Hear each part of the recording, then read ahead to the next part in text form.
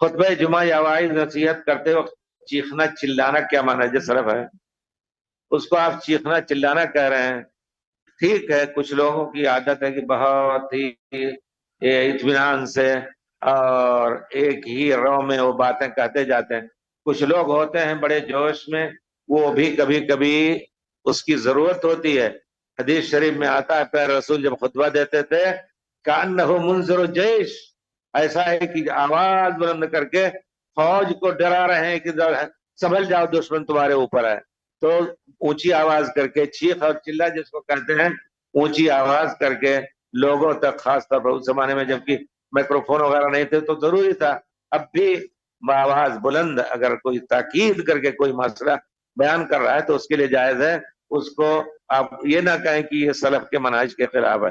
پیارے رسول خود بآواز بلند جیسے مثال دی ہے صحابہ نے، کأنہ منذر جیش، جیسے کسی فوج کو ڈرا رہے ہیں، آواز دے کر کے. ڈھیلی آواز سے کام نہیں چلے گا، اونچی آواز کر کے.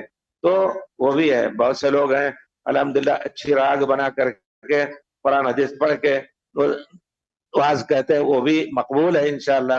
کتنے لوگ ان سے فائدہ اٹھاتے ہیں.